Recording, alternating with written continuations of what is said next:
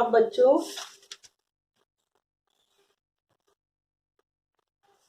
आपको आशय स्पष्ट करना है।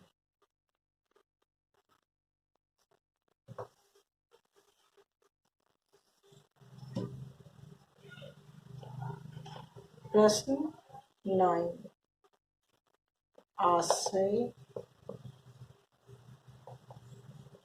स्पष्ट कीजिए।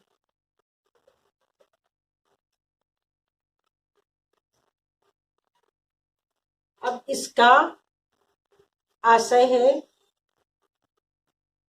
अवश्य ही इनमें कोई ऐसी गुप्त शक्ति थी जिससे जीवों में श्रेष्ठता का दावा करने वाला मनुष्य ही वंचित है।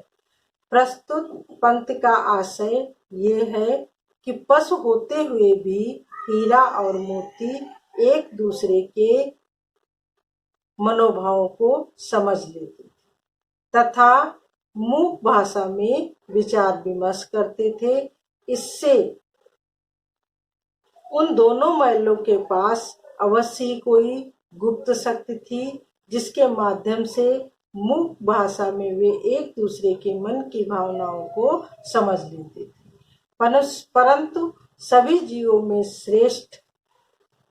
परंतु मनुष्य सभी जीवों में श्रेष्ठ है। उसके पास ऐसी गुप्त शक्ति का अभाव है जो बिना बोले ही दूसरों की भावनाओं को स्पष्टतया समझ सके। अब खा खंड का आशय तो रहा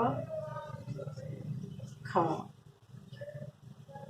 उस एक रोटी से उनकी भूख तो क्या शांत होती, पर दोनों के हृदय को मानो भोजन मिल गया। प्रस्तुत पंक्ति का आशय है कि हीरा मोती पर बहुत अत्याचार होता था। गया उन्हें मारता था, सूखा भूसा देता था। दोनों बैलों को वहां पर अच्छा दाना चारा मिलता था। अपने मालिक के यहाँ उनको अच्छा दाना और चारा मिलता था। संध्या के समय गया की बेटी 2 रोटियां लाकर उन दोनों को एक एक रोटी खिला देती। एक एक रोटी से उनकी भूख क्या शांत होती, परंतु छोटी बच्ची का त्याग एवं प्रेम भाव देखकर उन दोनों में एक शक्ति का संचार अवश्य होता, मानो उन्हें अच्छा भोजन मिल गया। और उनके हृदय में ये भाव जागा कि यहाँ पर भी किसी सज्जन का वास है, कोई सज्जन मनुष्य रहता है। अब इसमें आपको प्रश्न 10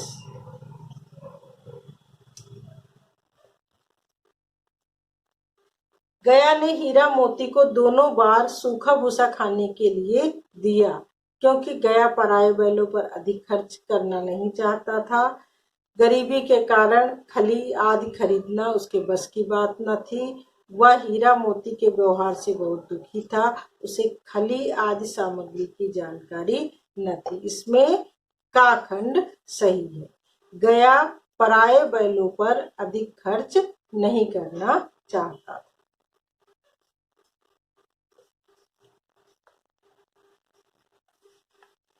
अब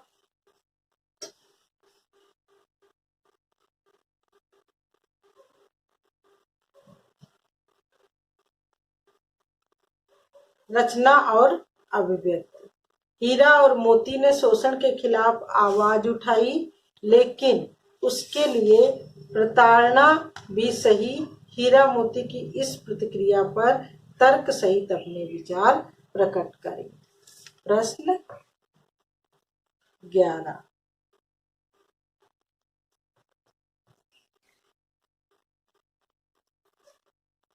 प्रस्तुत कहानी में हीरा मोती को स्वतंत्रता आंदोलन का प्रतीक के रूप में माना गया है। इन दोनों ने गया के घर जाने पर मातृभूमि के प्रति अपना प्रेम दर्शाने और अत्याचार शोषण का विरोध करने में अपनी क्षमता का परिचय दिया। इस संघर्ष में उन्हें वहां प्रताड़ना भी मिली, मार भी खानी पड़ी और भूखा भी रहना पड़ा। फिर भी वे अपने ढंग से उसका विरोध भी करते रहे। इस तरह गुलामी के बदले आजादी की लालसा में उन्होंने संघर्षरत रहने की भावना का परिचय दिया है। अब अगला है, क्या आपको लगता है कि यह कहानी आजादी की लड़ाई की ओर संकेत करती है? उत्तर इसका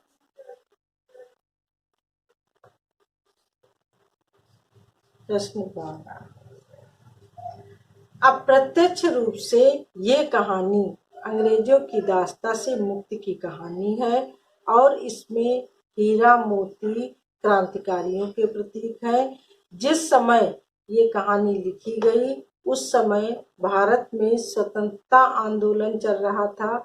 अपनी बात को खुलकर न कह सकने के कारण प्रेमचंद ने दो बैलों के माध्यम से आजादी की लड़ाई की ओर संकेत किया। हीरा मोती को लेकर कहानी में जो घटनाक्रम एवं विचाराव्यक्ति दर्शाई गई है वह सब आजादी की लड़ाई से मेल खाती है। हीरा अहिंसा का तो मोती क्रांति का प्रतीक और अंत में उनकी विजय बताई गई है। अब भाषा अध्ययन।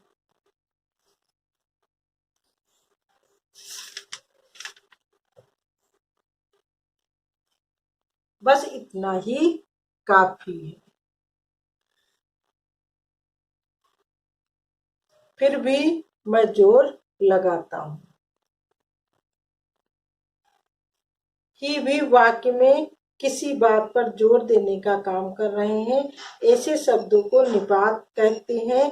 कहानी में से 5 ऐसे वाक्य छांटिए जिनमें निपात का प्रयोग हुआ है। आपको ये हीरा मोती जो कहानी है इसमें से 5 ऐसे ही और भी का प्रयोग जिसमें हुआ है छांट करके वाक्य बनाने हैं। अब प्रश्न 13। प्रश्न 14।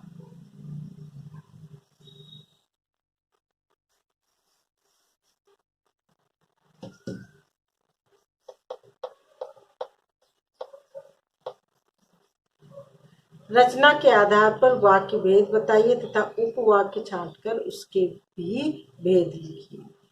दीवार का गिरना था कि अधमरे से पड़े हुए सभी जानवर चेत उठे। ये क्या है? मिश्र वाक्य। ये मिश्र वाक्य।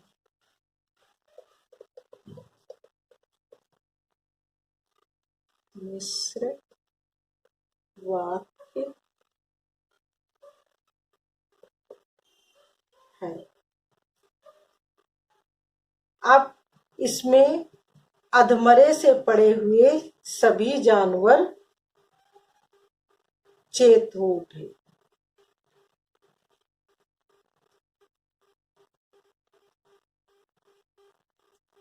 पहला अधमरे से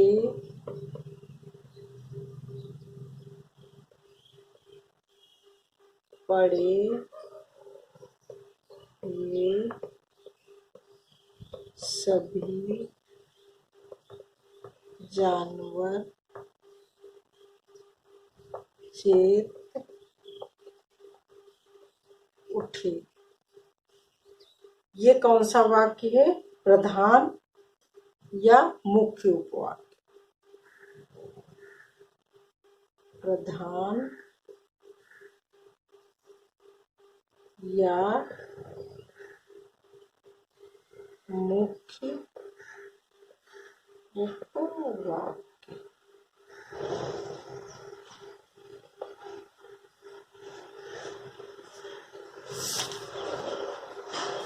अगला है, सहसा एक दढ़ियल आदमी जिसकी आंखें लाल थी और मुद्रा अत्यंत कठोर आया। अब ये भी वाक्य क्या है? मिश्र वाक्य। ये भी मिश्र वाक्य है। सहसा एक दढ़ियल आदमी आया, ये संज्ञा उपवाक्य है। जिसकी आंखें लाल थी विशेषण उपवाक्य है। और मुद्रा अत्यंत कठोर, ये भी विशेषण उपवाक्य।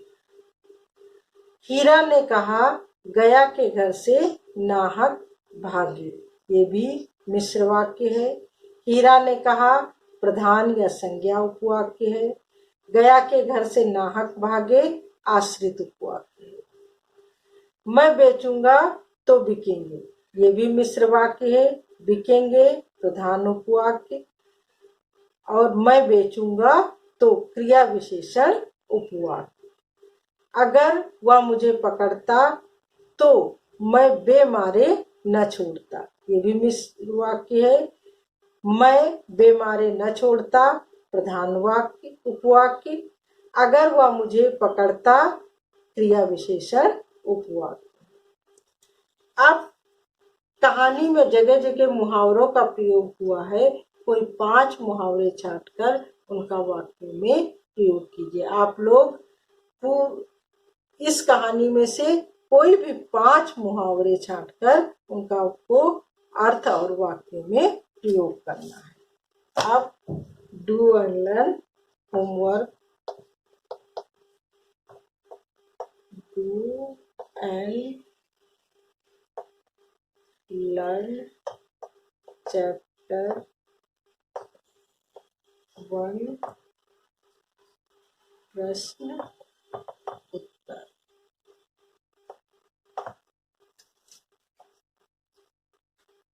बच्चों, ये आपका पार्ट 1 पूरा हो गया। अब आप लोगों को कुछ भी अगर इस पार्ट में नहीं समझ में आया हो तो आप मुझसे पूछ सकते हैं।